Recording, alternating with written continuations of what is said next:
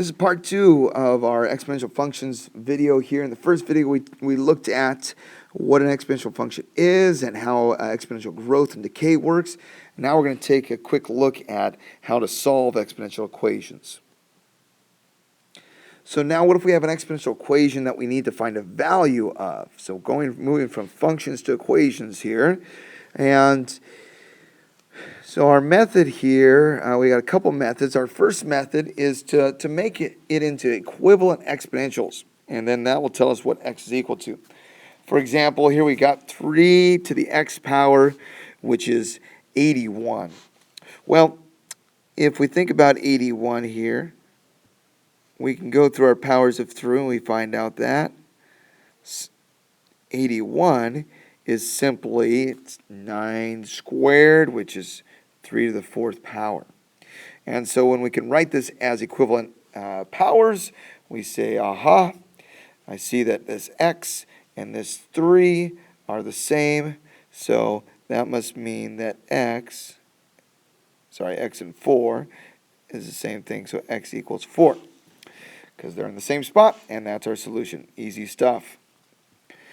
So how about this one? We got a little bit more going on.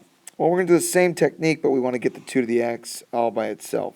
So let's go ahead and add that 3 to both, add 30 to both sides.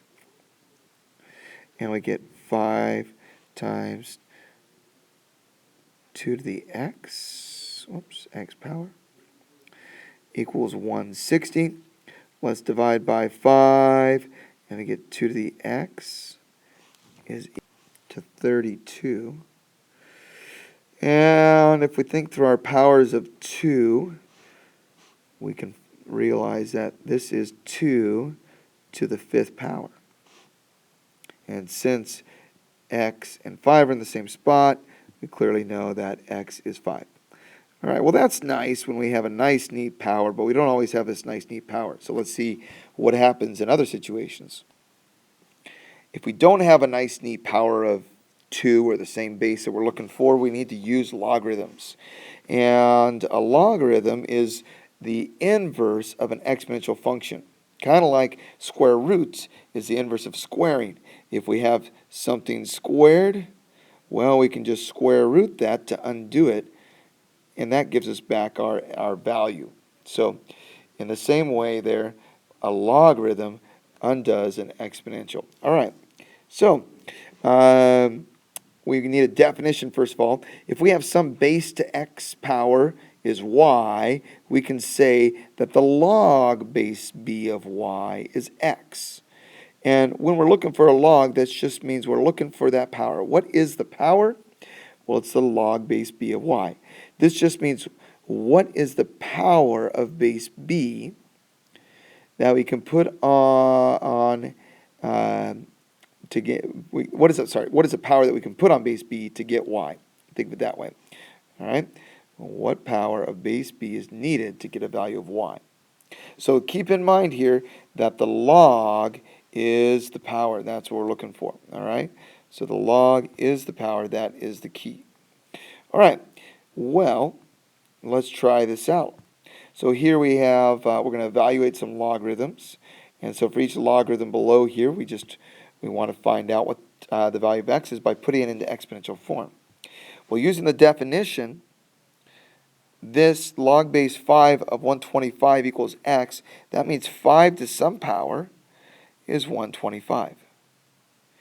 If we think through our powers of 5, it's actually 5 to the 5th power. Hold on, I take that back. 5 to the 3rd power. 5 times 5 is 25. Times 5 again gives us 125. So 5 to the 3rd power is 125. So we can rewrite it in equivalent form. And we see, aha, 3 equals x. We found out what x is. So the log base 5 of 125 is 3. Again, that just means what is the power that we put on 5 to get 125? Well, it is 3. How about the log base 3 of 243? Why don't you go ahead and pause the video and try these out. See if you can figure it out. Come back and check it out. So if you've worked them out, hopefully we rewrote this. This is 243 equals 3 to the x. And this ends up being 3 to the 5th equals 3 to the x. So we see that x is equal to 5. All right? How about this? We know we got change this into exponential form. We have 10 to the x equals 1,000,000. Well, if you remember your scientific notation, 1,000,000 is just 10 to the 6th, because there's 6 zeros after the 1, so we can see that x is 6. Well, how about this? Change it to exponential notation. 2 to the x is 1/16. Uh-oh, we've got a fraction. Well, that's easy. That just tells us, since we have a fraction here, that this has to be a negative exponent. So we think, what makes 2 into 16? Well, 2 to the 4th is 16, but it's going to need to be negative to drop it down to the denominator. So we have 1 over 16. Let me write it a different way. 1/16 is 2 to the negative 4th. And so if that's equal to 2 to the x, and negative 4 is x. All right, so that's the idea there. The log is the power. We're saying, again, what is the power we put on 2 to get 1/16? What is the power we put on 10 to get 1,000,000? What is the power we put on 3 to get 243, so on and so forth? So our calculator can handle some of this. So far we've just used the definition of a logarithm and our knowledge of exponents, but our calculator can actually do log base 10 and log base e, where e is this natural number that occurs in nature, kind of like pi, but this is 2.71828, so on and so forth. So our calculator can handle that. If you look on your calculator, you'll have a couple buttons that look like this. Log, which this means log base 10. Okay, a lot of times we won't write the 10 there if it's log base 10. And if we use log base e, your calculator will say ln, and we'll write ln. So this means log base e. Okay, so if we go here to solve an equation that has a base e or base 10, we can use these. So here we write this in logarithmic form. 10 to the x equals 110.